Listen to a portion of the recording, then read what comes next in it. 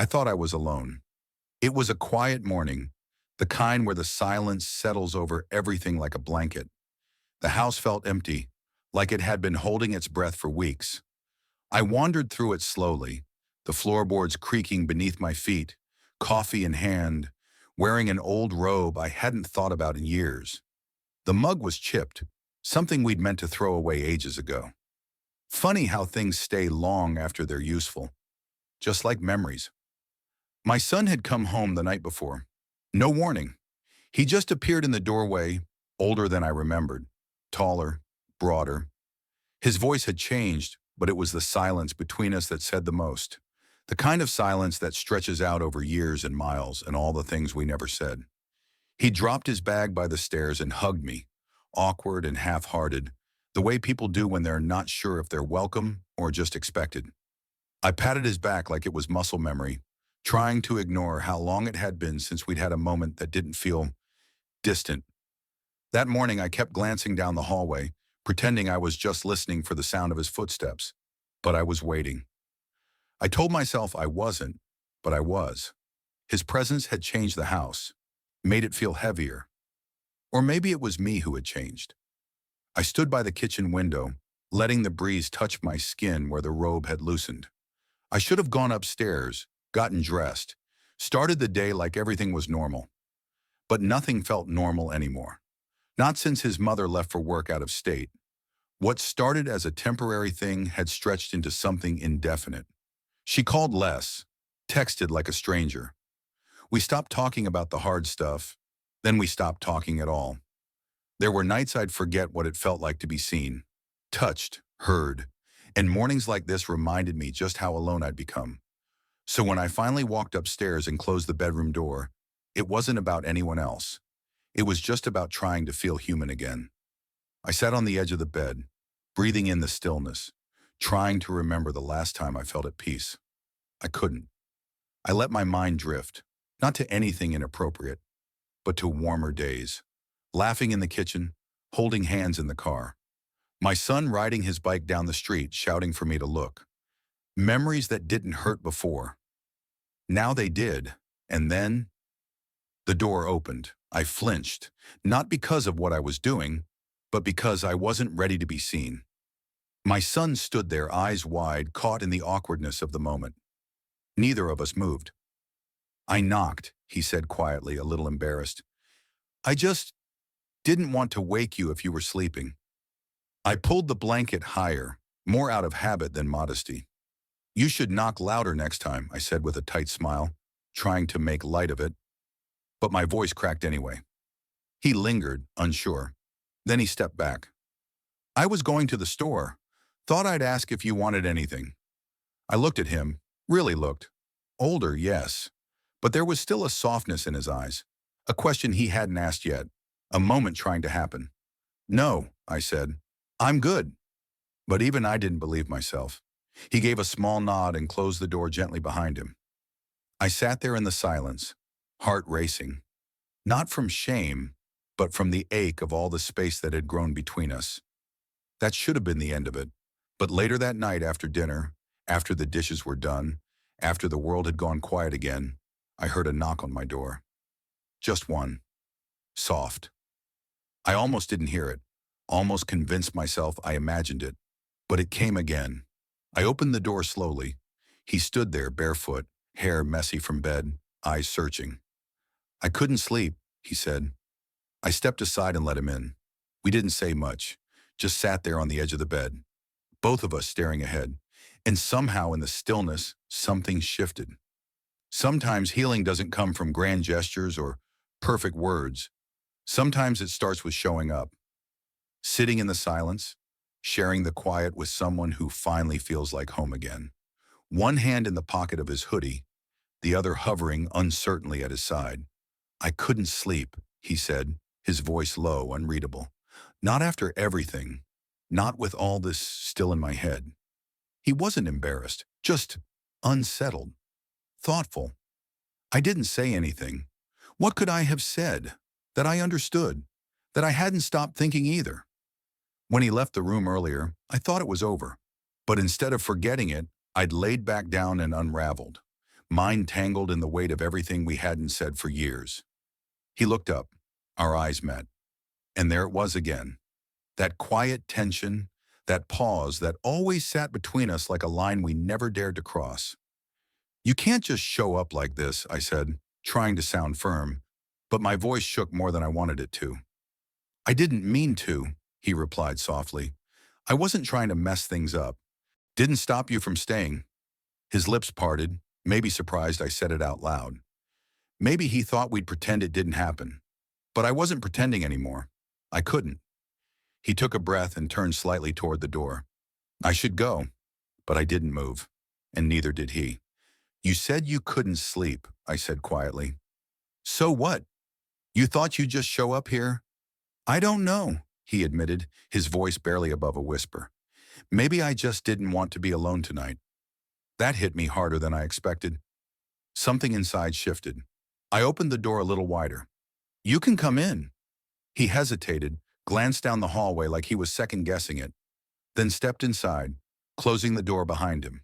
The room instantly felt smaller, like the air had thickened around us. He didn't sit, just stood near the edge of the bed, hands tucked in his hoodie pockets, rocking slightly on his heels. "I keep thinking about it," he said finally. "About earlier. What we said, what we didn't." My chest tightened. "Don't." "Why not?" "Because it's not something we're supposed to talk about." "But it happened." He stepped closer. Not much, but enough to make the space between us feel too small. "I wasn't weirded out, you know." "That's not the point." "Then what is?" I had no answer, because the truth was, I'd been replaying that moment too. Not out of shame, but confusion. Memory, emotion, hunger for something that had nothing to do with romance or desire, and everything to do with connection. He finally sat down beside me. Not close, but enough for the bed to shift. He stared ahead. "I've always wondered if you were lonely," he said. The words sliced through me. I swallowed. "Why would you say that?" "Because you've always looked like someone who stopped being seen a long time ago." I turned toward him. There was no mockery in his voice, just calm, quiet honesty. That rare kind of openness I'd long forgotten how to hold. "My wife and I haven't really been close in years," I admitted. "I figured." We sat in silence. Not awkward. Not safe either. Just real. And when he finally turned to look at me, his voice dropped into something fragile. "I didn't just come here because I couldn't sleep." My chest tightened. "Then why?" "Because I wanted to know why you didn't shut me out, why you let me stay." The question hit like a lightning strike. I looked at him and said, "I don't know." But that was a lie. He leaned in a little, not touching, just close enough for me to feel his breath. "Was it because of me?" My breath caught. "Don't ask questions you don't want answers to." "What if I do?" Our knees brushed. "You should go back to bed." He didn't move. "Do you want me to?"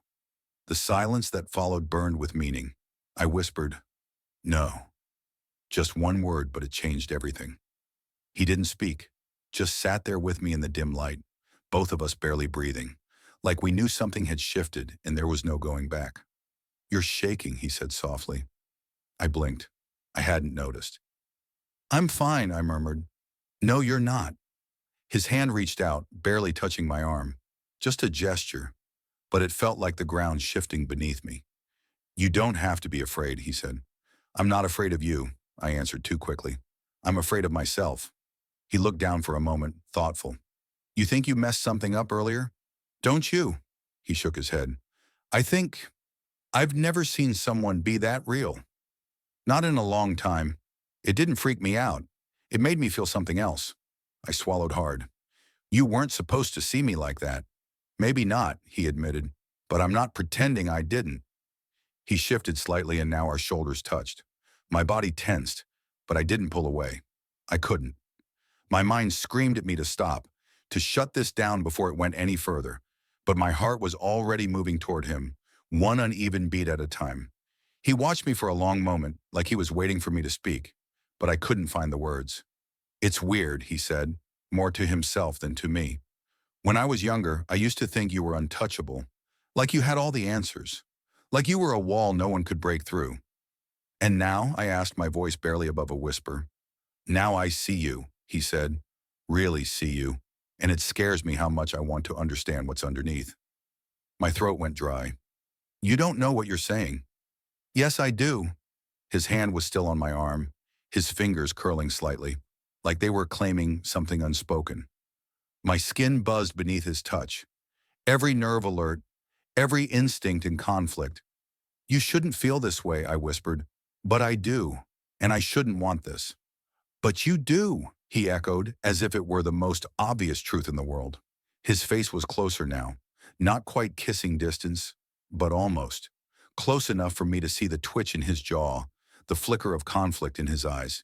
He wasn't sure either, but he wasn't backing away. And that terrified me in a way I couldn't explain. I don't know what we're doing, I admitted. Me neither, he said. But I'm not ready to stop. My breath trembled as I looked at him. Really looked at him.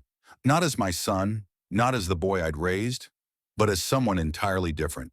Someone who had grown up, changed, become something I hadn't expected. Someone I could feel this around. And in that moment, I realized this wasn't just about loneliness anymore. It was about him. You don't have to do anything, I said, trying to stand upright, to keep some kind of boundary between us. You don't owe me understanding, or whatever this is.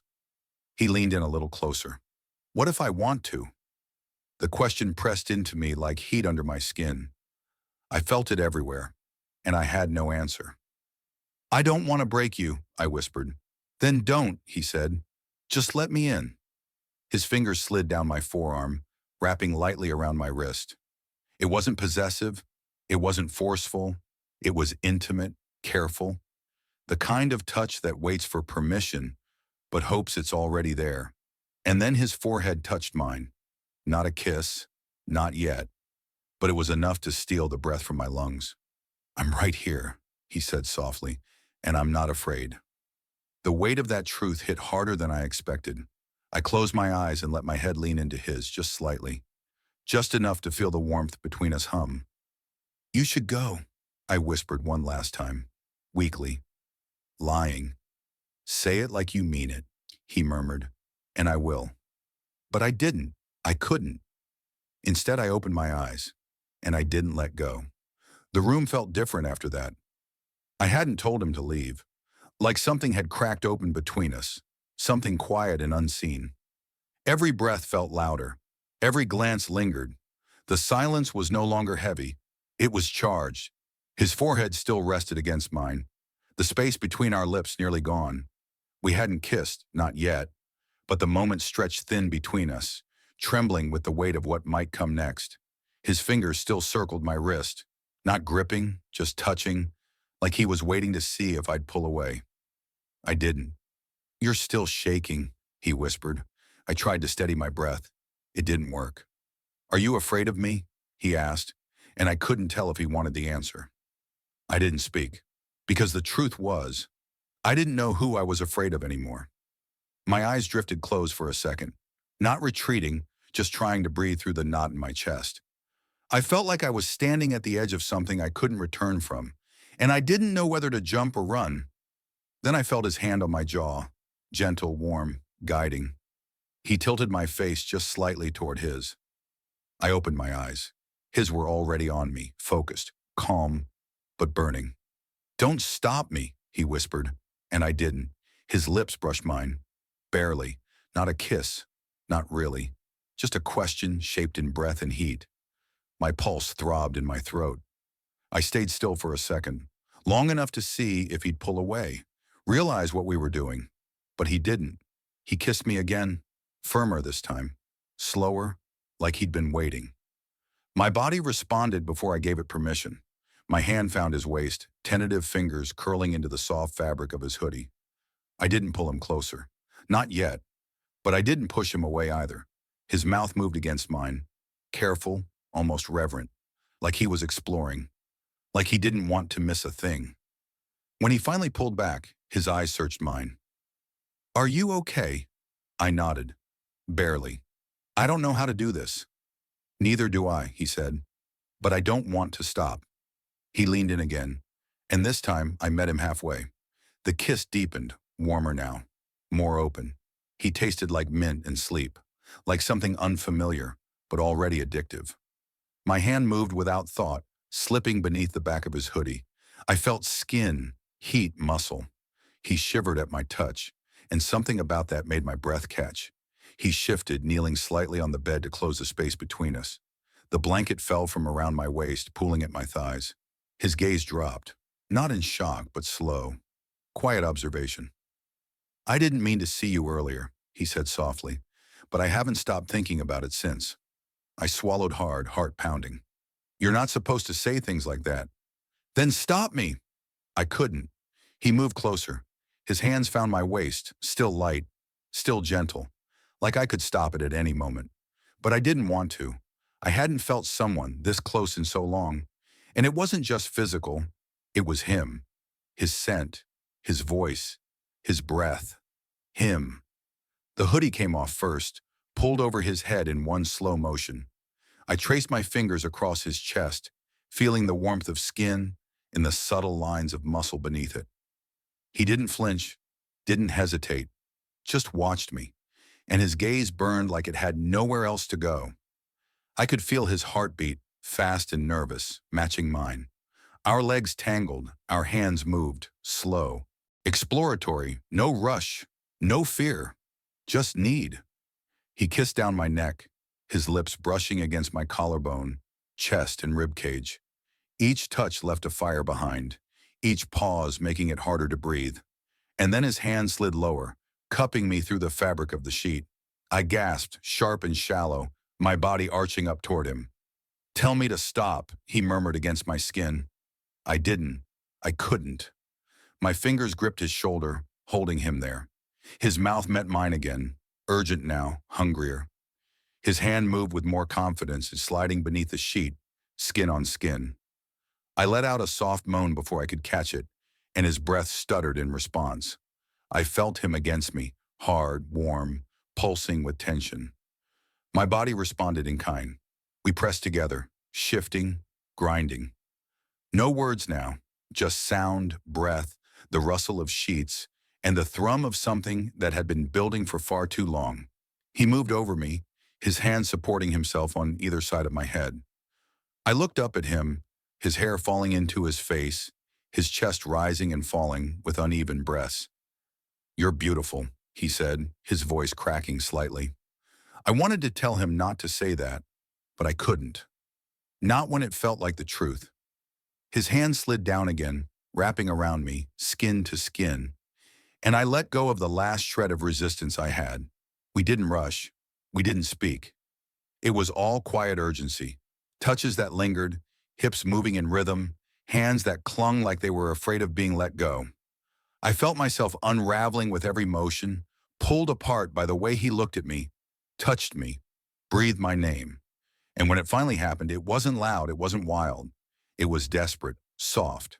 Two bodies meeting in silence, tangled in heat, confusion, and something deeper than either of us could name. Afterward, he didn't move right away. He stayed there, chest against mine, his breath warm against my neck. My hand found the back of his head, fingers threading through his hair. I didn't know what to say. He did. "I didn't plan for this," he whispered, "but I don't regret it." I blinked, my heart still racing. "You should." His breath caught, but he didn't respond right away. The silence between us stretched long. The morning light didn't come gently. It bled through the slats of the blinds, casting thin stripes across the floor, across the bed, across us. I was already awake when it reached my eyes. I hadn't slept. His arm was still across my chest, heavy in a way that told me he hadn't woken up yet. His face was buried somewhere between my shoulder and the pillow, his breath slow and warm against my skin. For a long moment, I let myself stay in it, let myself feel what it was like to be touched without shame, held without distance, needed without words. But that feeling didn't last. Reality has a cruel way of slipping into the quiet. I carefully slid his arm off me, inch by inch, until I could sit up without waking him. The sheet fell around my waist again, the same as the night before. Only this time I felt exposed in a different way. emotionally raw, not physically. I stood slowly, letting the weight of the room settle on my shoulders as I crossed to the window. The light outside was still soft, the morning haze clinging to the air like the house wasn't ready to wake up yet, and neither was I. Behind me, he stirred. I didn't turn around. "I thought you were still asleep," I said, quieter than I meant to. "I was," he murmured. "Then I wasn't." The bed creaked as he shifted, the rustle of the sheet, the sigh he tried to hide. Silence stretched between us again. Not awkward, not yet, just full. "You left the door unlocked," he added. I nodded slowly. "I know." He sat up. I could feel him watching me, even without looking. And I hated how much I wanted to turn back, to go back to the bed, to him. But I didn't. "What happens now?" he asked, like he wasn't sure if this was the end or just the beginning of something neither of us would survive. The question landed hard, heavy, like he dropped it in the center of the room and was waiting to see how many pieces it would break into. I turned slowly. My chest felt too tight, like every breath had to squeeze through a space that didn't want to let it go. "I don't know," I said honestly. "I really don't." He nodded once. That calm expression he always wore was cracking now. He looked older than he had yesterday, or maybe it was just that I was finally seeing him differently. "Do you regret it?" he asked. I paused, then said, "No, but I probably should," I added. He blinked. That answer didn't seem to surprise him, not the way it should have. "Me too," he said, and then the silence returned. We didn't move, didn't speak, just stared across the room like something fragile had fallen between us, and neither of us knew how to pick it up without breaking it further. Finally, I sighed, rubbing a hand over my face. "This can't happen again." He tilted his head slightly. "Why not?" I stared at him. "Because you're my son, and last night I wasn't." "That's not what I meant," he said. His voice wasn't angry, just steady, measured, but the words cut anyway. "Then what did you mean?" I asked slowly. "That we crossed something," he said, his voice lower now, almost too quiet. "Something we can't come back from." I didn't answer. I couldn't. He stood, wrapping the sheet around his waist as he stepped toward me. His bare chest caught the light, every muscle etched in gold, his expression unreadable. There was something vulnerable in his eyes now, something raw, that hadn't been there last night, and I didn't know what to do with it. "You keep saying what we shouldn't do," he said, "but you're not saying what you want." "Because it doesn't matter," I replied, but my voice cracked, betraying me. "Yes, it does." He stopped in front of me, close enough that I could smell the warmth of his skin, see the uneven rhythm of his chest as he tried to control his breath. "I want to be close to you," he said. "I don't care what it means. I don't care what anyone else would say. Last night felt real. It felt like something I've been waiting for without even knowing it." I swallowed hard, my throat tight. "That's not how the world works." "Screw the world," he said, his voice cracking just slightly on the edge. And it gutted me more than I expected. "I'm tired of pretending like this didn't happen," he added, "because it did. And I don't want it to be something we bury." I looked at him, really looked at him, and for the first time, I saw everything. Not just the boy I raised, but the man he'd become. The man who had stayed in that room last night. The man who hadn't run. The man who, even now, wasn't walking away. And suddenly I realized I didn't want to bury it either. I stepped forward just slightly, enough for our bodies to graze. My hand lifted, almost hesitant, and landed on his chest. His breath hitched beneath my palm. "I don't know how to carry this," I said. "Whatever this is." "Then don't carry it alone," he whispered. He leaned in, not for a kiss, just for the closeness, his forehead resting against mine again. Our breaths mingled in the soft, invisible space between impulse and consequence. "I don't want to be your mistake," he murmured. "You're not," I said, the words coming out before I could stop them. "Then what am I?" he asked, his voice soft but urgent. I closed my eyes. It was the one thing I couldn't seem to let go of. His arms wrapped around my waist and I melted into him without meaning to. We stood there skin to skin, the morning light painting lines across our bodies, as if the universe itself were trying to underline this moment, saying, remember this. Remember how it felt before everything changed again. Because something was going to change. It always did. Then a knock echoed from downstairs. We froze, not hesitant, not light. 3 solid, unmistakable thuds. I pulled away slowly, my heart already racing. His arms dropped, and he grabbed his jeans from the floor. I stepped toward the door, pulling on my robe in silence. Another knock, then a voice, familiar, firm. I left my keys in the car. Can someone open the door? I swallowed hard. My wife. She wasn't supposed to be home until Saturday. It was Monday morning. The air shifted again, sharp and sudden. This time, he looked at me, and in that look, there was everything neither of us had words for. Panic, guilt, want, regret, confusion. Go, I said, my voice barely above a whisper. Get dressed, go to your room. He nodded once, no argument, just urgency. As I stepped into the hallway, everything felt heavier. The scent of him still clung to my skin. The memory of his arm around mine lingered, as if it had carved itself into my body. I walked downstairs, my heart lodged in my throat, unsure of which fear gnawed at me more. That my wife would know something had happened, or that nothing about seeing him would feel like it used to. When I reached for the door, I knew the truth. What happened last night hadn't been an accident, and if he came back to my room tonight, I didn't think I'd stop him. Not this time.